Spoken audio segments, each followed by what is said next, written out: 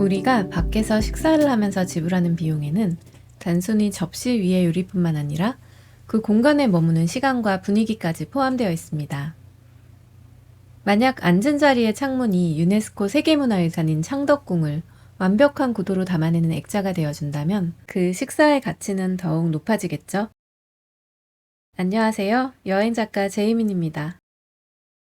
창덕궁 걸내각사 안에서 밖을 내다보면 돌담길을 따라 북촌 방향으로 늘어선 건물들이 눈에 들어옵니다. 오늘은 바로 담장 밖 동네인 원서동에서 조용하게 식사하기 좋은 창덕궁 뷰 맛집 7곳을 소개해드릴까 해요. 10만원대 파인다이닝부터 산책하다 가볍게 들르기 좋은 카페까지 메뉴별로 다양하게 골라봤습니다. 복잡한 도심 속에서 궁궐 풍경을 감상하며 기분 좋은 식사를 하고 싶다면 분명 마음에 쏙 드실 거예요. 화려하지는 않아도 단아한 멋이 있는 한옥 독채 건물입니다. 1층에서 안내를 받고 계단을 올라가면 식사 공간인 2층이 나옵니다. 창가 자리에 앉으면 창덕궁의 숲과 기와 지붕이 바라다 보이는 퓨전 한식 다이닝 미쉬매쉬입니다. 물론 은행나무가 노랗게 물드는 가을의 창가 좌석이 가장 아름답지만 여긴 언제 가도 어디에 앉아도 괜찮아요. 이 라인에서 제가 가장 아끼는 장소라고 해도 과언이 아닐 정도로 함께 간 지인들과 늘 행복한 시간을 보냈던 곳이기도 합니다. 시즌마다 메뉴는 계속 바뀌고요. 여기서는 제가 2번 다녀오며 기록한 메뉴들을 보여드릴 테니 어떤 스타일의 요리인지 눈으로 한번 음미해 보세요. 자리에 앉으면 본격적인 식사 전에 입맛을 가볍게 깨워주는 웰컴 푸드가 준비됩니다. 상큼한 식초 베이스에 탄산수를 곁들인 식전주나 크림치즈를 올린 덴마크 식빵, 짭조름한 건대구를 채워 넣은 크로켓, 고소한 깨 페이스트와 가지를 올린 타르트 쉘처럼 말 그대로 식사 전에 입을 기분 좋게 해주는 한입거리 요리들입니다. 그 다음에는 코스의 시작을 알리는 전체 요리가 준비됩니다. 제가 감태를 좋아해서 정말 맛있게 먹었던 메뉴예요. 고기 완자에 구수한 된장 소스를 바르고 감태와 연근으로 감싸서 식감이 아주 다채롭더라고요. 들깨탕 하면 보통 걸쭉하고 투박한 음식이 떠오르잖아요. 이건 서양식 크림스프처럼 곱고 부드럽게 들깨를 갈아서 끓여냈습니다. 얇은 부침개 위에 아삭한 미나리대와 향긋한 미나리 잎을 샐러드처럼 버무려 올린 미나리전입니다. 식용꽃이 색감을 살려주는 포인트네요. 들깨로 만든 차가운 무스크림을 국수와 섞어 먹도록 구성한, 그래서 아이스크림이라는 설명이 붙은 재미있는 식사였고요. 튀긴 가지에 간장 양념한 돼지고기를 곁들인 크리스피 가지 요리는 매콤한 청양고추가 기름진 맛을 딱 떨어지게 잡아줬어요. 친구들이랑 밥 먹으면서 이거 나중에 집에서 꼭 해먹어봐야겠다 다짐하게 만드는 맛 있잖아요. 아직 아무도 실행에 못 옮겼지만 그만큼 맛있었어요. 여긴 한 타임에 많아야 4-5팀 정도만 예약을 받기 때문에 전체적인 분위기가 아주 차분합니다. 디저트와 커피까지 코스에 포함되어 있어 가격 대비 구성도 훌륭하고요. 이제 메인 요리입니다. 메인은 기본적으로 가마솥밥과 함께 제공되는데요. 보통 3가지 요리 중에서 하나를 선택할 수 있어요. 저온의 기름에서 부드럽게 익힌 마늘을 섞어 지은 감칠맛 나는 따끈한 밥이 미쉬매쉬의 시그니처입니다. 곁들여 먹을 요리로는요. 매콤한 소스로 마리네이드에 구운 닭다리구이, 얇게 썬 감자를 층층이 겹쳐 쌓아 튀긴 밀푀유 감자와 알싸한 파절이가 같이 나왔어요.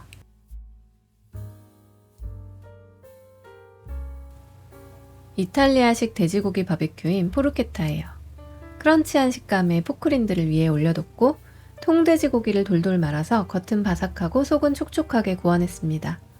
바닥에 깔린 향긋한 깻잎 페스토와 고기를 곁들여 먹어요.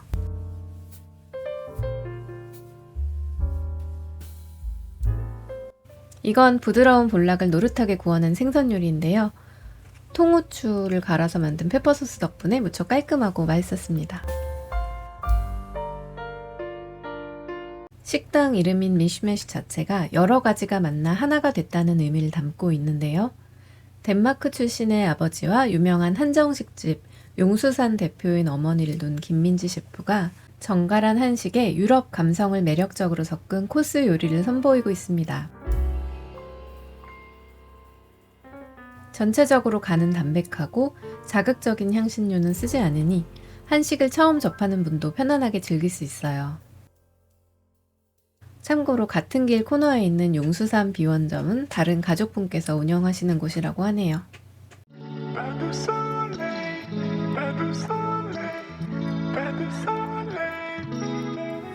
이어서 분위기가 180도 다른 바로 옆집으로 넘어가 볼게요.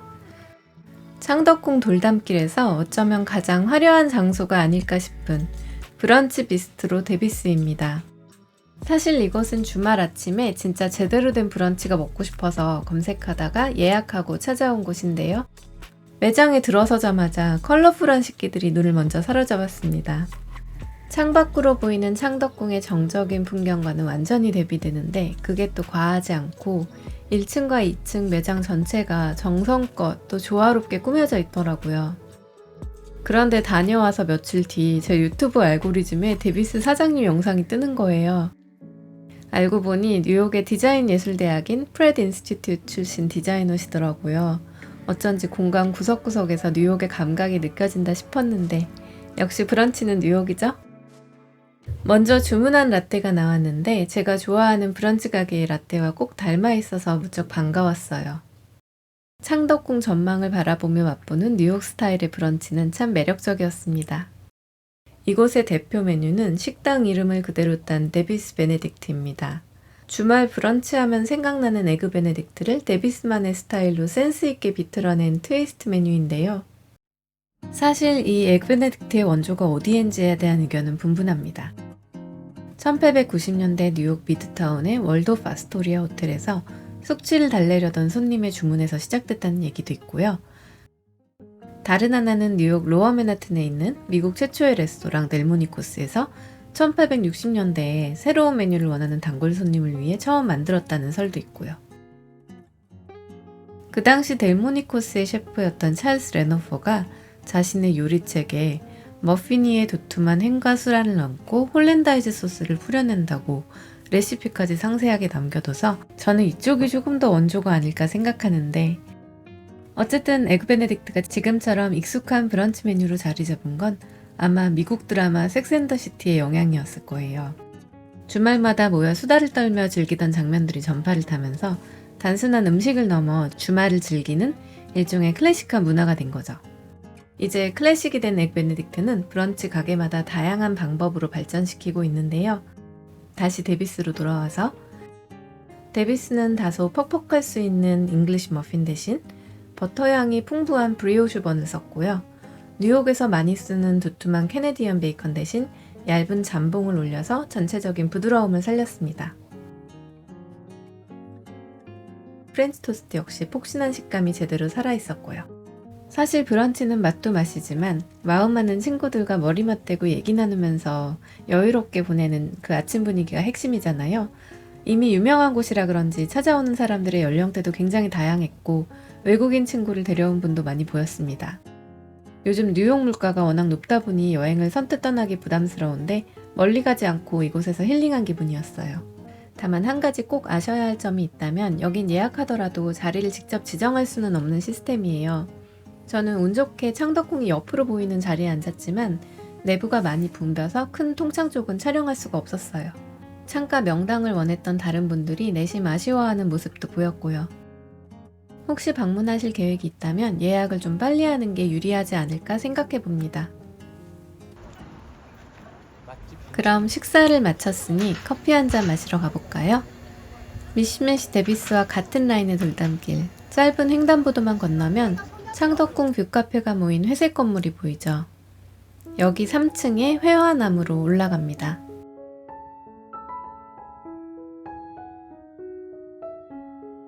카페 이름인 회화나무는 예로부터 상서로운 나무로 여겨져 궁궐이나 관가 주변에 자주 심었는데요.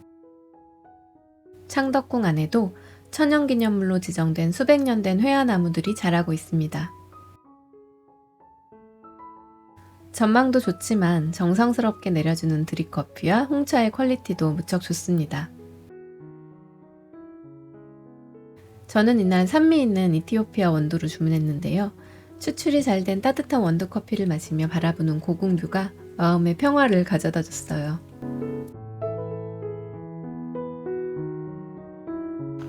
담장 너머 보이는 걸내각사는 궁궐 안의 관청으로 홍문관이나 규장각처럼 왕실의 학문과 행정을 담당하던 곳이었습니다. 영상으로 봐도 너무 예쁘죠? 커피 한 잔 값에 이런 뷰라니. 일부러 창덕궁 나들이를 나온 보람이 있었네요. 대신 창가 자리에 앉으려면 당연히 주말보다는 평일 한가한 시간이 유리합니다. 이제 발걸음을 옮길 곳은 창덕궁 도나문 옆 아라리오 뮤지엄 인 스페이스입니다. 여기에 근사한 한옥 카페와 멋진 레스토랑이 층별로 들어서 있거든요.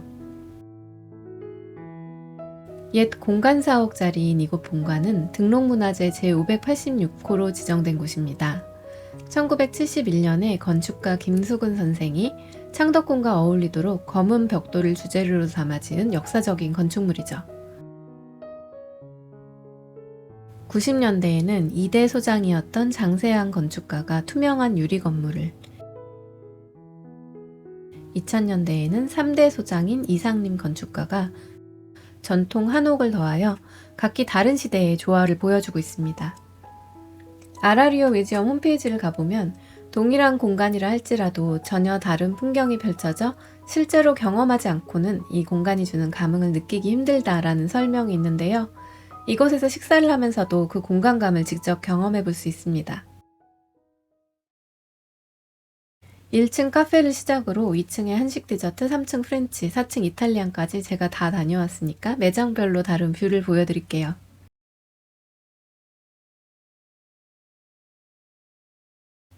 신관 3층에 있는 정통 프렌치 레스토랑 르꼬숑입니다. 내부 중앙에는 긴 테이블이, 양쪽 창가에는 나란히 앉도록 디자인된 삼각형의 2인석이 있어요. 통유리창 너머로 궁궐 숲이 보이는 창덕궁 방향이 당연히 인기석입니다. 1층 예약하면 이쪽 자리로 배정해 주시는 것 같아요. 참고로 요즘에는 창덕궁 정문인 도나문과 아라리오 뮤지엄 본관이 보수공사 중이라서 창가 시야는 평소와 조금 다를 수 있습니다. 내부 매장들은 모두 정상 영업 중이지만요. 제가 갔을 때는 나무가 울창한 시기라서 내내 푸른 숲속에서 식사하는 기분이었어요. 메뉴는 시즌별로 다른 스토리를 담아 계속 바뀌는데요. 전체 요리 2코스 기준 10만원, 3코스는 14만 5천원이고 또 메인과 디저트까지 포함되어 있습니다. 2번 방문해서 먹었던 메뉴를 약간 섞어서 보여드릴게요. 앞으로 나올 식사의 분위기를 가늠하게 해주는 르꼬숑의 어뮤스부시는 디저트로 착각할 만큼 색감이 화사했어요. 네모난 케이스에 수수를 채워 미니슈와 타르틀렛을 올려두었고 방울토마토 절임은 칵테일 잔에 담아내서 눈이 먼저 즐거워졌네요. 홈런볼을 닮은 미니슈는 밀가루, 버터, 우유를 넣은 베샤멜 소스로 속을 채웠고요. 한 입에 쏙 넣었더니 진한 트러플 향이 입안에 퍼졌어요. 필링으로 잘게 썬 사과랑 비트 콩포트가 들어가 있었거든요. 달콤할 것 같지만 맛이 새콤해서 반전이었어요. 반질반질한 빨간색 페이스트리 쉘은 먹는 건가 싶어서 남겨놨더니 와서 먹으라고 안내해 주셨어요. 이거 보는 분들이 비슷한 메뉴를 드시게 된다면 꼭 한 입에 드세요. 다음으로 미술관 옆 레스토랑이라는 컨셉에 딱 맞는 구성이 나왔어요. 화가의 팔레트 모양을 한 접시에 4종류의 스프레드가 가지런히 담겨 서브된 거죠.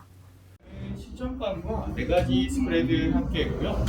왼쪽부터 직접 만든 무화 감제, 두 번째는 프랑스 버터와 대서양 염전에서 만든 솔트를 함께 올렸고요. 세 번째는 바질 허브 버터, 마무리로 돼지고기 페이스트 파테입니다. 바게트는 손으로 부숴서 취향껏 먹으면 되는데 대서양 소금을 뿌린 버터랑 돼지고기 파테를 같이 발라서 먹는 조합이 저는 제일 좋았어요.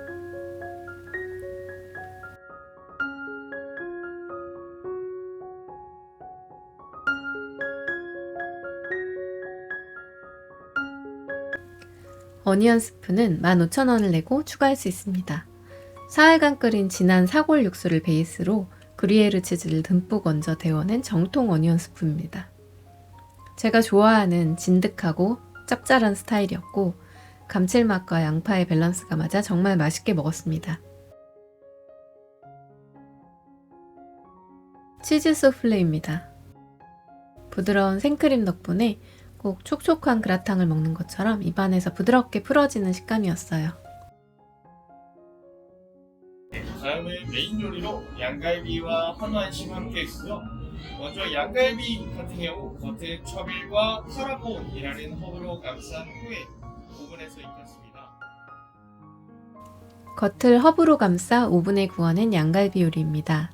단면을 자르면 완벽한 선홍빛의 미디엄 레어. 부르고뉴의 카시스베리로 만든 달콤한 레드 소스를 곁들였습니다. 추가 요금을 내고 선택하는 한우 툭불 안심 스테이크입니다. 육질이 아주 연하고 부드러웠는데요. 고기를 구우면서 나온 육즙을 또 맛있게 졸여 만든 비프주 소스가 고기 본연의 맛을 가볍게 받쳐줬어요.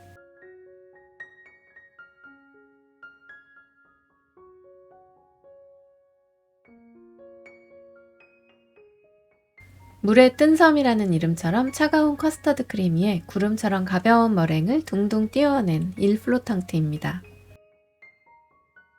입안을 깔끔하게 정돈해주는 달콤한 디저트와 함께 식사를 마무리합니다. 영상에 보이는 것처럼 처음부터 끝까지 세심한 디테일이 돋보이는 프렌치 다이닝이었습니다. 뉴욕도 다녀왔고 파리도 다녀왔으니 이번에는 이탈리아로 떠날 순서인가요? 신관 4층이라서 뷰가 가장 시원한 레스토랑 파티나입니다. 여긴 이 건물의 매장 중 가장 나중에 오픈한 곳이기도 한데요. 생면 파스타로 유명한 강남의 페리지 팀이 운영하는 곳이라 직접 반죽한 생면 파스타가 다양합니다. 나폴리식으로 튀겨낸 피자 도우 안에 부드러운 리코타 치즈를 넣고 상큼한 방울토마토도 곁들인 파티나의 시그니처 에피타이저입니다. 저도 뇨게티라는 거는 처음 먹어봤는데요. 일반적인 이탈리아식 뇨끼를 작고 줄무늬가 있는 모양으로 만들어서 숟가락으로 떠먹기 편한 요리입니다. 쭈꾸미와 레몬을 얹은 어란 파스타. 보통 파스타보다 얇은 스파게티니 면을 사용해서 소스와 어란의 짭조름한 맛이 면발에 잘 배어들어 있었습니다. 메인 메뉴는 2, 3만원대라 부담없이 근사한 식사를 즐길 수 있어요. 공간의 뷰와 음식의 퀄리티를 생각하면 놀랍도록 합리적인 가격대입니다. 제가 방문한 날에는 비가 촉촉하게 내리고 있었는데 유리창 빗방울 너머로 보이는 공갈도 참 운치 있더라고요. 이번에는 2층입니다. 프랑스에서 제과 기술을 공부한 셰프가 전통의 멋을 세련되게 재해석한 병과점 합. 네이버에서는 합 원서점으로 검색하면 나옵니다. 상덕궁 근처인 낙원상가 쪽에 떡집이 많은 이유가 궁에서 나와 살게 된 상궁과 나인들이 떡을 만들어 팔기 시작했기 때문이라는 건 유명한 이야기인데요. 그 상덕궁 바로 옆에서 맛보는 떡과 궁중병과라니 이보다 더 어울리는 서사가 있을까 싶습니다. 음료와 다과 세트가 나오는 15,000원만 내면 요즘 다시 주목받고 있는 전통 디저트 개성주약도 맛볼 수 있습니다. 막걸리로 반죽한 찹쌀을 기름에 지져내고 생강조청에 달콤하게 졸여낸 정말 맛있는 디저트죠. 커다란 주전자에 담겨 나오는 따뜻한 우엉차와 향긋한 유자차를 마셨고 고소한 흑임자 약과도 함께 곁들여 봤습니다. 카페를 이용하지 않아도 다과는 낱개로 골라 구입할 수 있고요. 명품 브랜드에서 선물할 만큼 패키징도 예쁜 고급 한식 디저트니까 상덕궁이나 아라리오 뮤지엄을 방문하는 날 꼭 한번 들러보세요.